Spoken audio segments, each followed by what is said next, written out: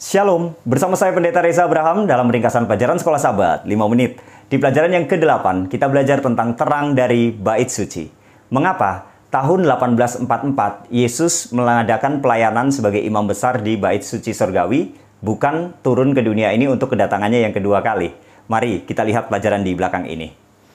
Yang pertama, alasan yang pertama, mencoba membandingkan Daniel 7 dengan Daniel 8, karena dua pasal ini berhubungan atau memiliki paralel antara satu dengan yang lain. Dalam Daniel pasal 7, keterangan kita dapatkan di sana kerajaan Babel, Media Persia, Yunani, dan Romawi disebutkan. Kemudian dalam Daniel 8, Babel tidak disebutkan lagi, tapi Media Persia, Yunani, dan Romawi. Jadi sama di sana. Nah, dua hal yang penting yang kita dapatkan dalam Daniel 7 dan Daniel 8 adalah, yang pertama, dalam Daniel 7, kita dapatkan adanya penghakiman di sorga. Itu dalam Daniel 7 ayat 9 dan 10. Kemudian dalam Daniel pasal 8, ayat yang ke-14, ada pembersihan bait suci. Nah, atas dasar inilah, maka William Miller, pelajaran lalu, di tahun 1844, kegenapannya, Yesus turun ke dunia ini untuk kedatangannya yang kedua kali. Padahal, seharusnya, pembersihan bait suci ini berhubungan dengan penghakiman di sorga. Inilah alasan yang pertama yang kita perlu perhatikan. Kemudian yang kedua, bait suci di bumi ini pertama kali diperintahkan oleh Tuhan kepada Musa untuk dibuat di Keluaran 25 ayat 8 sampai dengan ayat yang ke-9.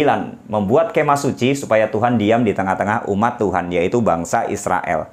Nah, kemudian kegenapannya, dalam Yohanes 1 ayat 29, Yesus dikatakan anak domba Allah. Semua proses bait suci, termasuk korban-korban di sana, itu adalah simbol dari Yesus yang akan datang.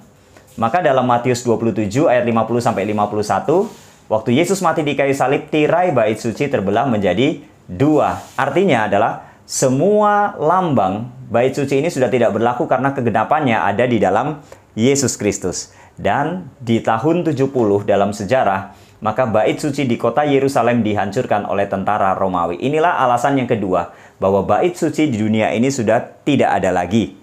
Kemudian yang ketiga, dalam Ibrani 7 ayat 25 sampai dengan 26 dan Ibrani 8 ayat 1 sampai 5 menyebutkan di sana ada bait suci di sorga sebagai contoh dari bait suci yang ada di bumi.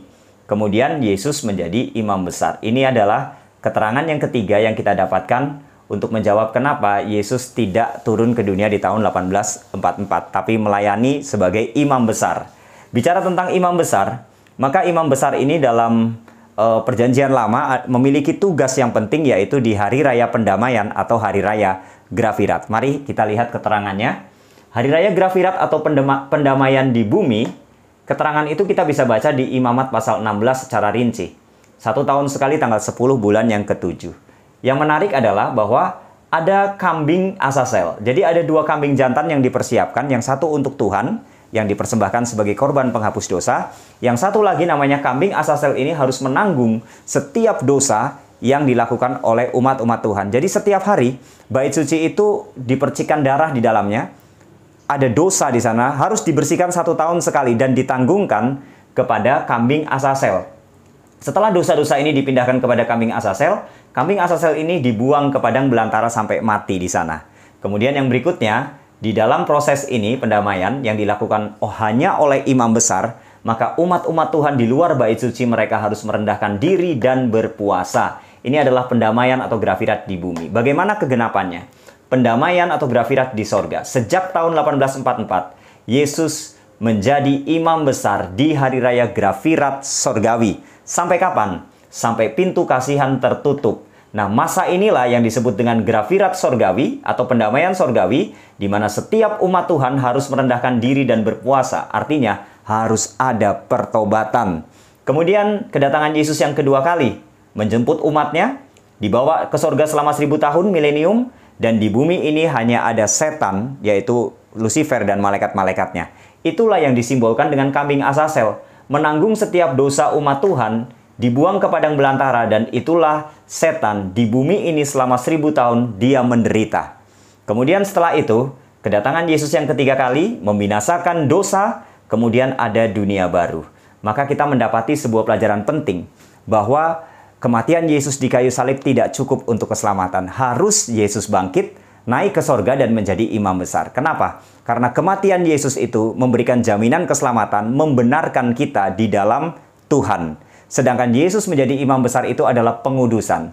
Kita percaya kepada Yesus, ya pembenaran dalam proses kehidupan, maka kita akan dikuduskan. Yesus menjadi imam besar di sorga. Inilah ringkasan pelajaran Sekolah Sahabat sepanjang minggu ini. Tuhan memberkati.